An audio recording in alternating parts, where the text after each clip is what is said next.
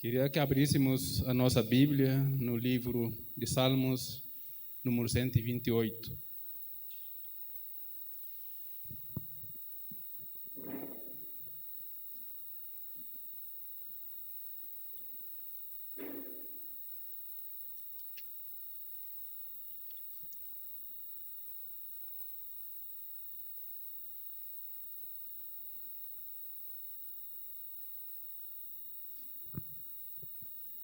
Salmo 128.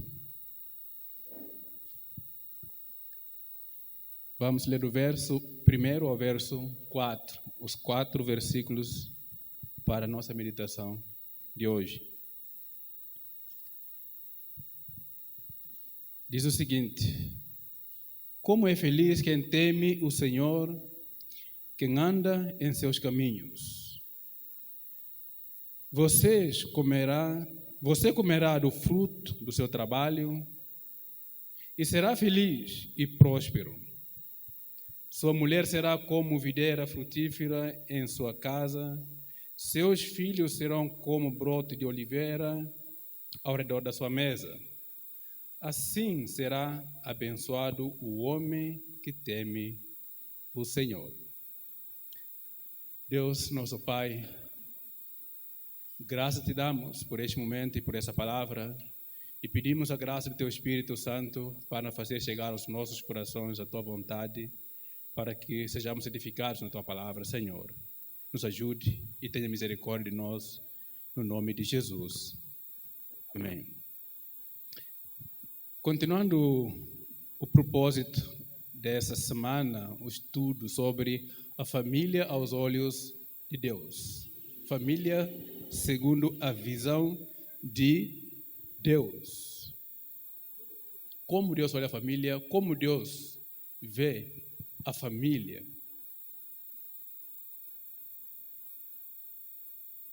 E esse texto que nós lemos, acredito eu que traz um contexto abrangente no que diz respeito à família, segundo a visão de Deus.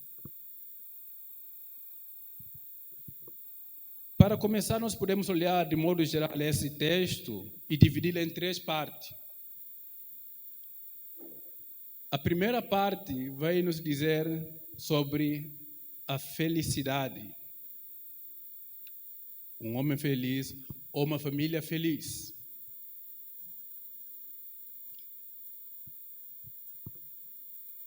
E o temor e a submissão a Deus. E em terceira parte, nós podemos olhar para uma prosperidade. Prosperidade segundo Deus. De forma didática, o salmista aqui coloca esses elementos ou essas partes em sequência e interdependente, um dependendo do outro e o outro dependendo do outro. E de forma didática ele coloca Deus no meio desses elementos, a felicidade e a prosperidade. E ele coloca Deus no meio como se fosse o elo, a chave principal, o sustento, aquele que sustenta todos esses elementos.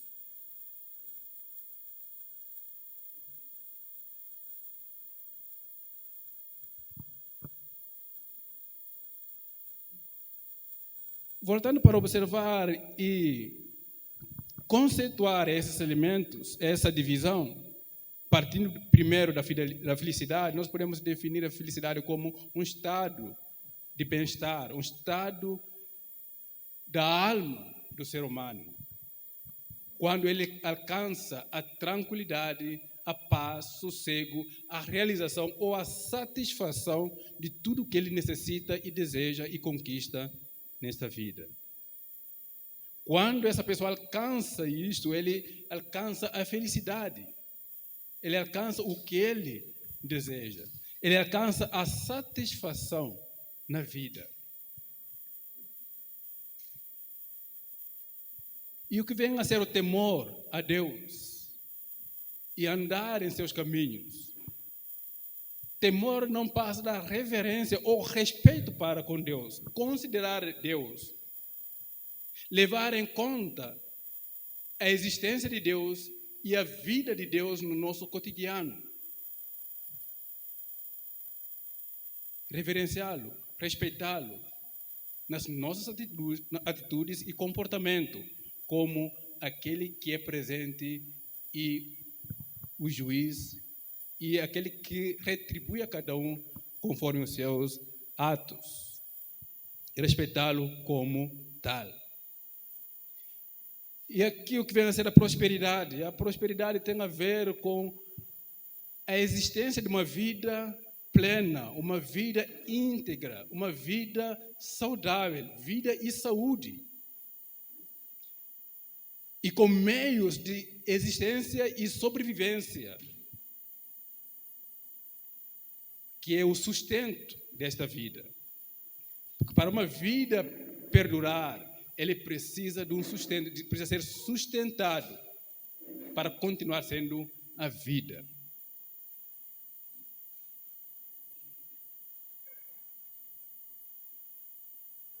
E esta vida precisa de relacionar. Tem frase que diz que uma vida solitária acaba morrendo. Uma brasa fora das outras acaba se apagando com o tempo. Então, a prosperidade aqui, exaltada pelo salmista, tem a ver com a vida íntegra, uma vida com saúde, uma vida relacional e uma vida com sustento.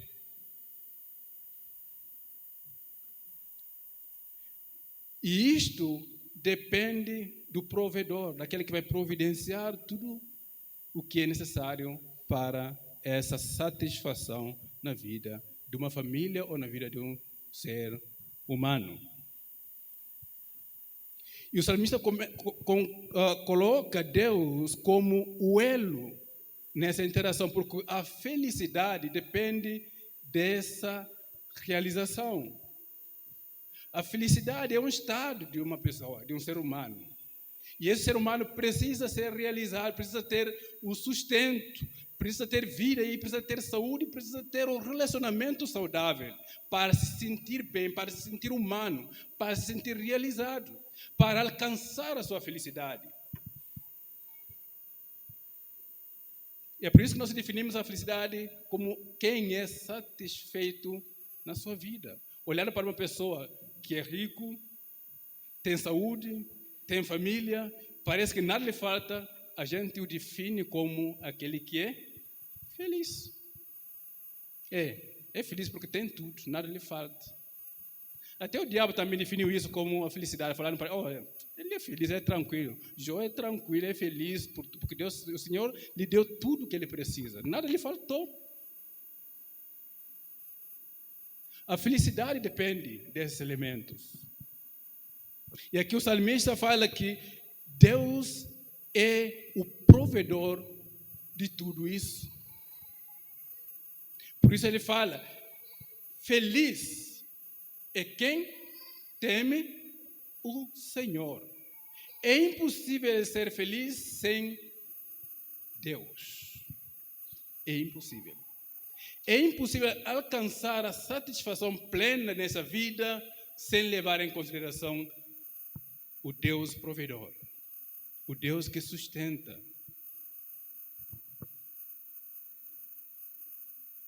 Então, aqui ele fala, quem é feliz, senão aquele que tem o temor de Deus e que anda nos caminhos de Deus, que obedece a Deus. Esse sim é feliz. E aqui nós podemos fechar o assunto. Porque para o salmista, a felicidade parte de Deus. É por isso que ele coloca a prosperidade como a consequência de um relacionamento com Deus. A vida vem de Deus. Deus é o provedor da vida. Nós temos a vida porque Deus nos deu a vida. Deus soprou em nós o fôlego da vida e passamos a ser alma vivente. Então, a vida vem de Deus. E Deus é o sustentador da vida.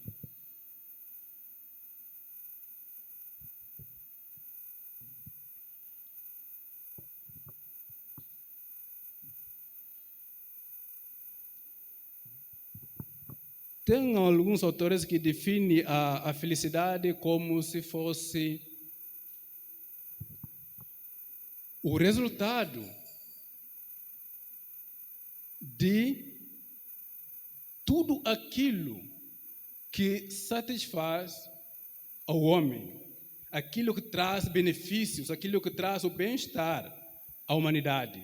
E muitas outras religiões orientais definem a felicidade como um resultado de tudo aquilo que proporciona o prazer ao ser humano, que proporciona o bem-estar ao ser humano. E uns vão dizer o seguinte: para você encontrar a felicidade é necessário distinguir aquilo que traz o mal para a sua vida e aquilo que traz o bem para a sua vida. E aquilo que traz o mal você descarta e estimula aquilo que traz o bem para a sua vida. Assim você encontra a felicidade. E uns, olhando esse contexto definido por esses sábios, encontraram uma impossibilidade de descartar o mal e se apegar apenas àquilo que é o bem. E para esses, eles definem a felicidade como se fosse alcançar algo independentemente de qualquer coisa. Aquele que alcança a felicidade sem coisas humanas, materiais, financeiras, encontra verdadeira felicidade.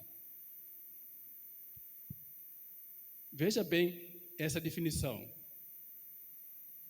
Aquele que encontra verdadeira felicidade é aquele que consegue alcançar uma vida feliz, independentemente da circunstância ou das coisas ao redor da sua vida. Por que eles definem o conceito da felicidade dessa forma? Porque eles entendem que é impossível alcançar a felicidade neste contexto da vida. Porque é impossível o homem se desapegar daquilo que traz o mal e se apegar apenas ao bem. É impossível alcançar a plena satisfação nesta vida no mundo em que nós vivemos. Aí eles dizem, então, feliz na verdade é aquele que consegue ser feliz, descartando de tudo o que lhe rodeia. E por isso que outras religiões acham que para ser feliz é quando você se esvazia desta vida, de tudo que é matéria, para encontrar a sua felicidade. Tudo isso vai apenas a um principal foco, que é Deus. Porque para essas religiões, eles não veem Deus, porque estão na cegueira espiritual. Eles não conseguem enxergar a existência de Deus para ver como a fonte da verdadeira satisfação do ser humano. E se descartar os bens materiais, não tem mais nada para o homem se apegar para ser feliz. Então eles acham que num vácuo, num descarte, talvez a nossa mente, a nossa alma alcance a sua satisfação, a sua felicidade. Porque o fato é esse, peça-chave. Deus é o centro da satisfação humana. É o centro da realização de uma família.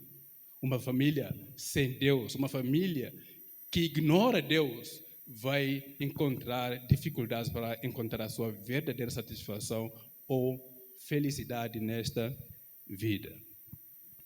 E se apega aos bens materiais, à prosperidade literal aqui descrita pelo salmista, a partir do verso 2.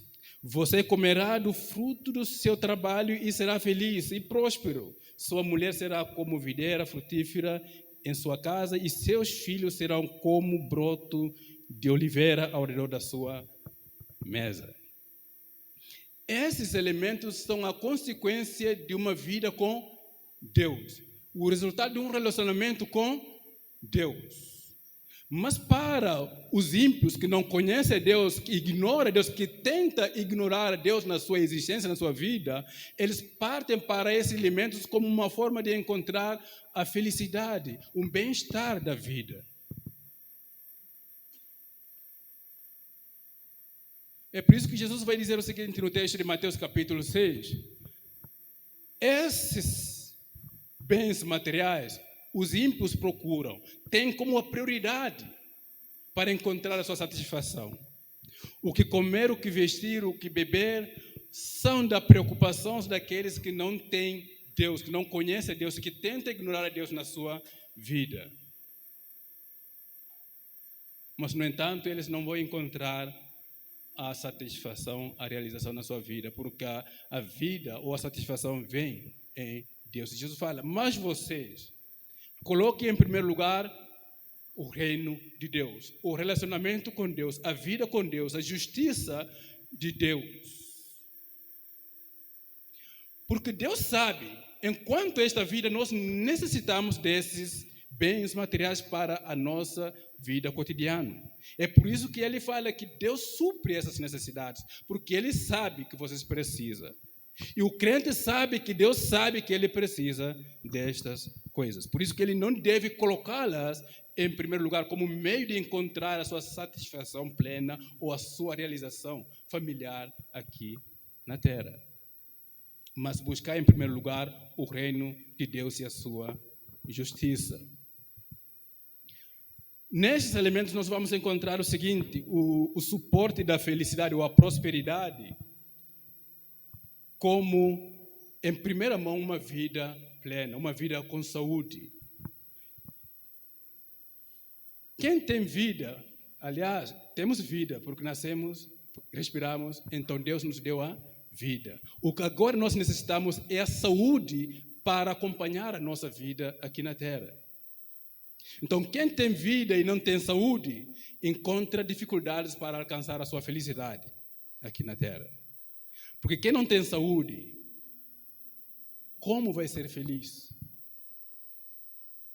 Como vai encontrar a sua plena satisfação da vida estando doente, estando acamado, estando internado, sem forças para trabalhar, sem forças para comer, sem força para viver? Como ele encontrará a sua verdadeira felicidade aqui na Terra?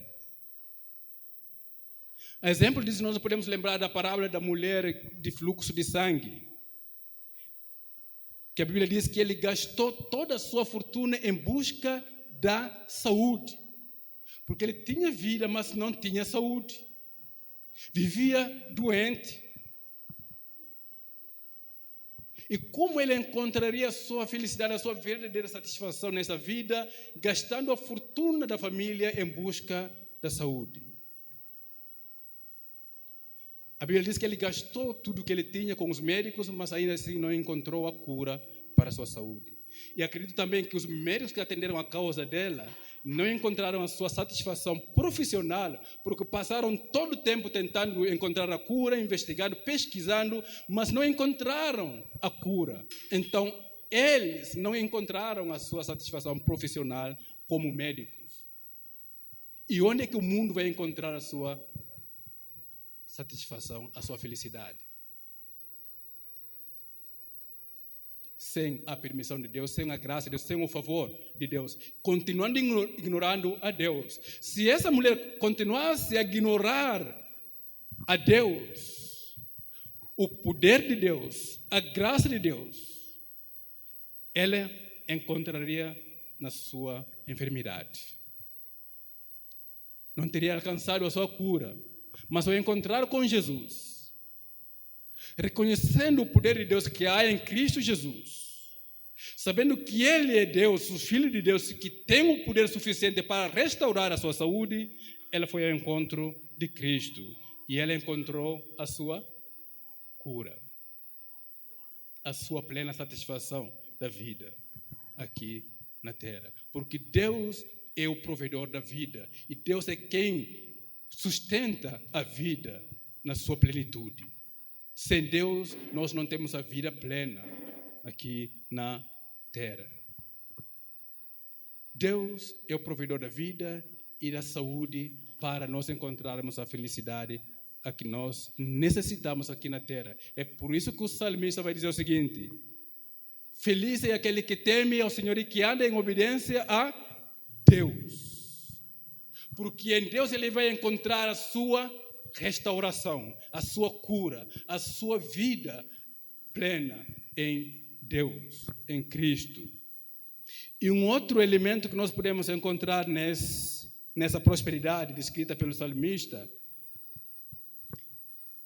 é a longevidade que ele compara os filhos dessa família como broto de oliveira ao redor da sua mesa. Uma vida longínqua, a longevidade na vida. Aliás, Deus criou a vida, Deus nos deu a vida para a eternidade. A vida não acaba, porque Deus é a vida, Deus é eterno. E a vida comunicada à criação, ela também é eterna e nunca acaba, porque a vida é eterna. Mas a vida vai ser definida a partir da união com Deus. Aqueles que voltam a ter a comunhão com Deus voltam a ter a vida plena, a vida eterna em Deus. E essa vida foi comprometida pelo pecado lá no Éden. Olhando para o livro de Gênesis, voltando para Gênesis, a partir dos primeiros capítulos, nós vamos encontrar que a vida que Deus deu à humanidade se encontra em decadência por causa do pecado. Por isso o homem passa a ser alma que vai enfrentar a morte eterna, uma separação com Deus, uma vida longe de Deus, aquele que sustenta a vida. E o homem passou a enfrentar a morte literal, a morte física, por causa da consequência do pecado, por causa da desobediência, de não querer submeter aos caminhos de Deus, porque foi justamente o que aconteceu no Éden. Deus tinha orientado o homem os caminhos que ele deve andar, mas Satanás influenciou a família lá no Éden a escolher o seu próprio caminho, a escolher a sua própria satisfação, a sua realização aqui na terra. E com isso trouxe a consequência, a morte para a família na terra. E desde então o homem começou a perder a sua vida aqui na terra. E desde então o homem começou a viver dias limitados aqui na terra. E a Bíblia vai dizer que o homem que mais viveu a longevidade na terra é Matusalém, que viveu quase 1 milênio de anos aqui na terra. A longevidade passou a ser uma expectativa do homem viver mais anos aqui na terra. Mas por causa da consequência da desobediência do homem a Deus, de não querer continuar nos caminhos de Deus, trouxe a decadência à vida do ser humano. Começou a perder a longevidade dos dias aqui na terra. E se olhar do Gênesis até capítulo 6, você vai ver que depois de Sete, o homem voltou a adorar a Deus e indo até Matusalém, que viveu mais anos, que andou com Deus, que obedeceu a Deus e que foi abençoado com a longevidade, depois dele começou a cair os anos dos homens aqui na terra. Parece que a partir desse momento a vida atingiu o seu auge. Desse ponto, a Bíblia diz que os homens de Deus começaram a olhar para o mundo como se fosse um lugar de encontrar verdadeiro prazer, a satisfação ou a felicidade na terra. E começaram a se misturar com os filhos dos homens. E aí chega os tempos de Noé, em que o dilúvio vai acontecer para devastar o homem na terra. E desde então Deus vai dizer o seguinte: agora que o mar aumentou, vou diminuir a idade do homem na terra. O homem não vai poder passar mais dos 120 anos aqui na terra. E desde então é difícil viver mais de que 120 anos aqui na terra. E agora, atualmente, a expectativa de vida não passa dos 60 anos. Só tem expectativa de viver pelo menos os 60 anos aqui na Terra por causa da desobediência do homem, por causa do homem ignorar Deus na sua jornada, na sua vida, na sua história aqui na Terra. Porque a primeira família ignorou Deus na sua vida diária aqui na Terra. É por isso que o salmista vai dizer o seguinte: olha, tema a Deus, leve em consideração a Deus, respeite a Deus, honra a Deus, obedeça a Deus para voltar a viver, para voltar a ter vida na sua família, para voltar a ter sustento de Deus, o cuidado de Deus na sua família. Porque se ignorar a Deus, vai cair nos caos. Assim como aconteceu com a família na terra, por causa da desobediência de Adão aqui na terra. E aqui ele fala, será como o broto da oliveira, o homem que volta a ter reverência a Deus, respeito para Deus, a consideração de Deus na sua vida. Oliveira é uma árvore frutífera e também duradoura na terra. Os estudiosos dizem que oliveira vive aproximadamente uns 2.500 anos para morrer. Isso significa que uma árvore antes de Cristo ainda está no Médio Oriente até hoje, com vida. Porque perdura mais que 1.500 anos na Terra. E aqui o salmista vai dizer o seguinte: aquele que tem Deus na sua vida, que considera Deus, que respeita Deus, sua família, seus filhos serão como um broto de oliveira. É uma promessa. A longevidade da vida familiar depende do sustentar de Deus aqui na terra. Depende de Deus a quem nós devemos temer e reverenciar e respeitar aqui na terra. Ainda os estudiosos afirmam que quando a videira atinge uma idade elevada, eles levam brotos de oliveiras para pôr ao redor daquela oliveira que tem mais vida, que perdurou mais anos aqui na terra, para que brotasse, crescesse e tornasse parte da vida daquela videira, alimentando a seiva daquela oliveira. Porque a oliveira, independentemente das circunstâncias, seja terra seca, a raiz dele atinge aproximadamente 6 metros de profundidade. Então, de uma forma ou outra, ele alcança corrente da água debaixo do solo. Não importa se não tem água por cima, se estiver no momento seca, sem chuva, ela em si alcança a corrente da água. Porque mais de 6 metros você encontra corrente de água debaixo do solo, em qualquer lugar na terra. Mais que 6 metros você encontra a água debaixo do solo. Então, ela alcança a água, alimenta da água, por isso que ele perdura qualquer circunstância aqui na terra. E tudo que estiver em volta dele também sobrevive, mesmo não alcançando, alimenta da seiva dessa videira maior, que viveu mais anos. E essa é a promessa daqueles que temem a Deus. A sua família será alimentada por Deus, sustentado por Deus e restaurado por Deus, abençoado com a longevidade aqui na terra enquanto espera o dia do Senhor. E outro elemento que nós podemos encontrar aqui como uma vida próspera é a comunhão da família. Porque aqui fala que é como um broto de oliveira ao redor da mesa. A mesa representa a unidade familiar. A família unida, uma família em sã relação da fraternidade. Uma família em comunhão, uma família unida em Cristo. E isso só é possível se Deus estiver no meio desse relacionamento. Só é possível essa comunhão plena de uma família se Deus estiver no centro dessa família. Se Deus estiver sendo prioridade nessa família.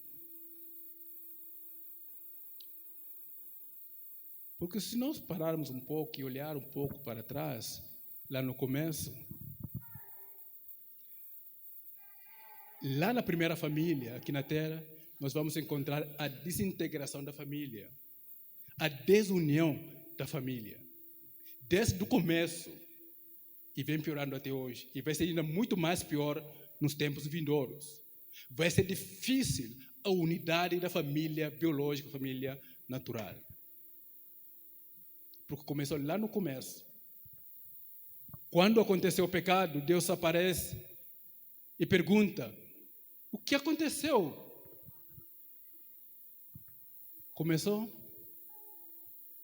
Não, foi ela. Foi a mulher que me deu, que me levou a esse erro. E a mulher foi a serpente. Então, cada um acusando o outro. Começou a desintegração da família. E a consequência dessa desintegração, o irmão matando o irmão. Caim mata Abel. Por causa dessa desintegração da família, por consequência de ignorar a Deus no seio da família.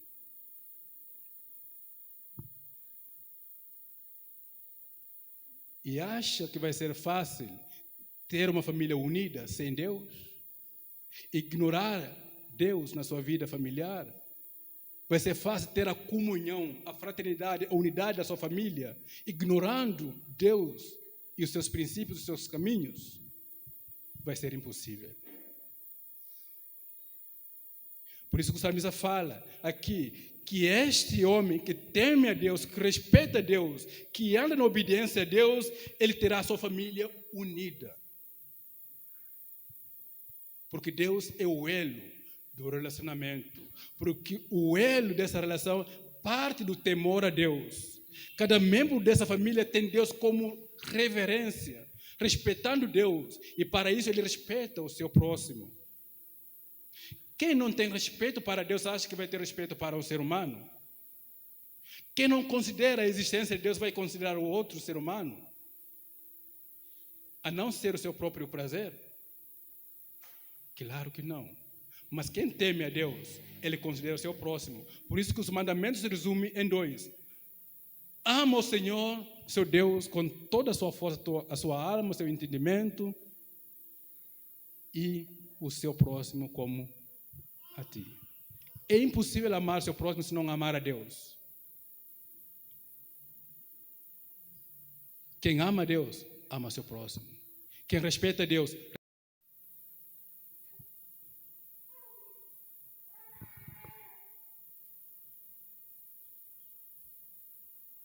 Então, essa união, essa comunhão familiar só é possível com a unidade com Deus, em primeiro lugar, dentro dessa família. E um outro elemento que nós podemos encontrar nessa passagem é o próprio sustento da família. O sustento tem a ver com o que comer, o que beber e o que vestir. Para que a família se realize, para que essa família se sinta bem realizado. E o que comer, e o que beber, e o que vestir, a Bíblia diz que Deus sabe que nós necessitamos dessas coisas. E elas não devem constituir a nossa prioridade aqui na Terra, mas priorizar o relacionamento com Deus, o temor a Deus. Porque na luta desta vida, no desenrolar da vida, na necessidade da família, é fácil correr atrás dessas coisas e ignorar a prioridade de Deus na nossa vida. Colocar Deus em terceiro ou segundo plano na nossa vida em busca dessas realizações aqui na Terra. Por causa da necessidade nossa. Mas Cristo nos alerta, dizendo que Deus sabe que nós necessitamos. E Deus nos sustentará com a sua destra. Cuidará de nós. Aliás, Ele é o provedor de todas as coisas. Deus provê. Pode perguntar a Abraão qual é o nome de Deus. Ele vai dizer, Deus proverá. O Senhor provê. Porque Ele experimentou na pele sentiu quando Deus queria mostrar o seu plano, queria revelar à humanidade o que ele ia fazer para resgatar a sua criação, ele exemplificou na vida de Abraão, dizendo a Abraão: Abraão, vai, pega o seu filho, sacrifica-o para mim. E Abraão, com temor e reverência e respeito para Deus, mesmo não entendendo nada, ele se submeteu às orientações de Deus. E ele foi. Pegou seu filho, pegou lenha, fogo e foi para o lugar de sacrifício. E chega no lugar de sacrifício, não vê nada, e ele amarra seu filho para sacrificar. E nesse dado momento, quando ele levanta a mão para sacrificar, Deus vai bradar nos céus e dizer: Abraão, não sacrifique o seu filho. E Abraão olha à volta, Deus provê. Deus providenciou o sacrifício para tornar Deus propício ao relacionamento com Abraão. E Abraão pega a ovelha, sacrifica em adoração a Deus e alimenta a ovelha como a providência de Deus e volta com o seu filho para a sua casa como a providência de Deus. Porque o filho ia morrer, mas Deus proveu vida de volta ao seu filho. Não tinha o que comer nesse sacrifício, mas Deus providenciou o cordeiro para sacrificar e se alimentar. E o cordeiro que tira o pecado, que nos torna de volta a Deus, é o seu cordeiro pascal, Cristo Jesus. A providência de Deus para a nossa vida aqui na terra. Então, Deus continua sendo a providência para a nossa vida e a nossa vida familiar aqui na terra. Mas muitos vão tentar ignorar Deus na sua jornada, assim como os ímpios ignoram a Deus e vão morrer na sua ignorância. Até os cristãos, os eleitos também tentam ignorar Deus, só que não dá certo. Tentar ignorar Deus na nossa vida não vai dar certo, é perda de tempo. Desprezar o reino de Deus é perda de tempo para os eleitos, para o povo de Deus. Não vai dar certo. Porque Israel tentou ignorar Deus, mas não deu certo. Aquele que Deus chamou para a sua vida, vida eterna, não tem necessidade de ignorar Deus na sua jornada. Em todos os momentos da sua vida, leve em consideração a Deus, respeite Deus, honre Deus, ama Deus, obedeça a Deus e cumpra a vontade de Deus. Porque desobedecendo e tentando ignorar Deus para se sair bem no mundo, é perda de tempo, não vai dar em nada. É por isso, se olhar para o capítulo 127 dos Salmos, antes do 128, vai dizer o seguinte, que é inútil construir uma casa se Deus não for o construtor. É inútil vigiar se Deus não for o vigia. Então, é inútil fazer qualquer coisa aqui na terra tentando ignorar Deus na sua vida. Não vai dar certo. É inútil lutar pela sua família, trabalhar arduamente, conquistar tudo para o bem da sua família, se você ignorar Deus na sua vida. Não vai dar certo. Vai terminar em nada. Não vai frutificar em nada. Porque Deus é o provedor e Deus é o sustentador. Deus é o centro de tudo na nossa vida. É por isso que para o eleito, tentar ignorar Deus na sua vida, por causa do mundo, não vai dar certo.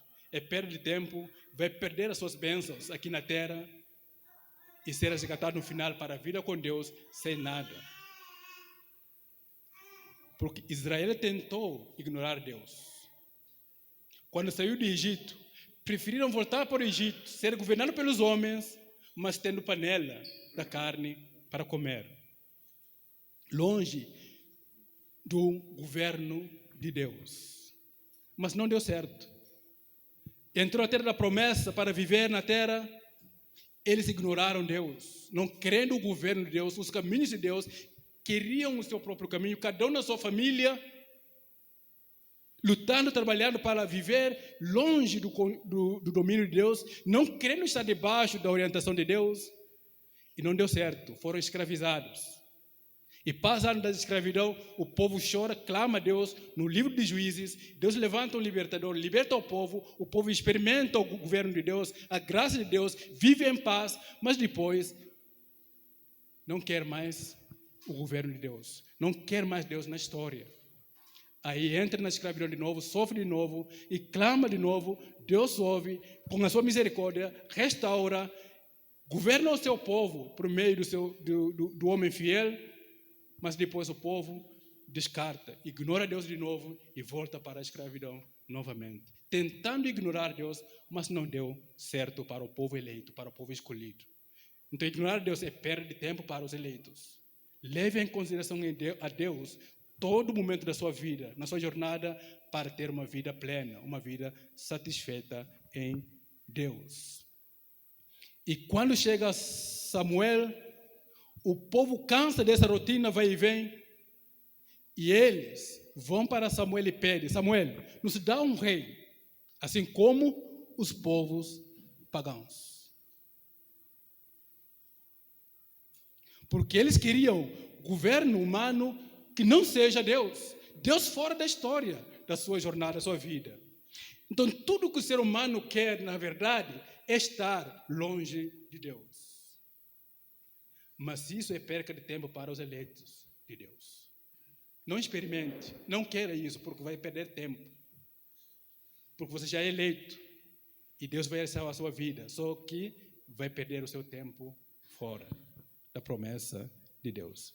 Aí Deus dá um rei segundo o coração do povo. E ele explica para o povo: se vocês escolherem o vosso rei, vai ser isso. Você pensa que o homem vai providenciar uma vida satisfatória, uma vida plena, uma vida feliz para vocês? Estão enganados, porque ele vai roubar de vocês, vai tirar os vossos filhos, vão escravizar vocês a serviço deles, para o belo prazer deles, e não o vosso prazer, e não a vossa felicidade aqui na terra. E Deus deu um rei segundo o coração deles, e caiu na desgraça do povo, para depois Deus levantar o homem segundo o seu coração, para estabelecer a sua aliança, que vai ser concretizado em Cristo Jesus, o rei que vai governar a nossa vida com paz, com alegria e com sustento pleno. Cristo é suficiente para nos sustentar. É por isso que essa prosperidade material não pesa muito para a vida de um crente, porque elas são passageiras, elas são momentâneas e vai terminar aqui na terra. Mas quem vai sustentar o seu povo plenamente é o próprio Cristo, quando ele aparecer nas nuvens. Aí, se nós não vamos precisar da comida, dessa roupa, do que nós bebemos aqui, porque ele é a nossa fonte da água viva.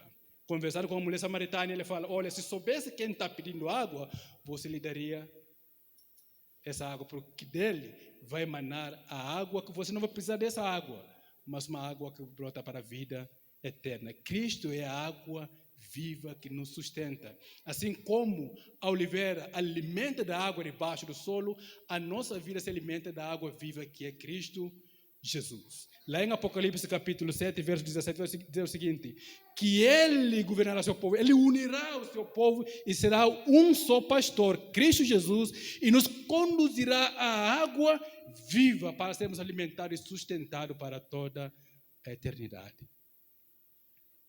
Ele é o nosso sustento. É por isso que ele fala que o temor a Deus é o básico de tudo. Porque pode não ter essa prosperidade material, mas você encontra o sustento em Deus. Porque Ele sabe que você necessita, e quando você não necessitar, Ele é o sustentador eterno da nossa vida aqui e no além. Ele é suficiente. Ele é o sustento do seu povo. Ele é o provedor da vida eterna aqui e no além da nossa jornada. Então, olhando para todo esse contexto, o salmista, mesmo antes de Cristo receber essa revelação do que é a vida ou do que é a família segundo Deus, ele já apontava a família para Deus como o pai e o sustentador da família real. Mesmo antes de Cristo, ele já olhava para Cristo, que veio para restaurar a família de Deus. Lembra que a família biológica sofreu a queda no Jardim do Éden e vai se desintegrar com o tempo, porque essa família não vai subsistir para sempre, vai desintegrar. A família que vai perdurar para sempre é a família restaurada em Cristo. É por isso seria incompleto falar de uma família, a bênção da família, sem levar em consideração a família real de Deus. Porque essa família biológica natural é apenas, aos olhos de Deus, a forma de Deus trazer vida e levá-la de volta para a sua governança eterna. E quando tudo terminar, essa família vai desintegrar. É por isso que a família também se perde com o tempo. Mas a família real de Deus permanece para sempre. Então, vai ser imprudência olhar para a família, ignorar a Deus, ignorar a família de Deus.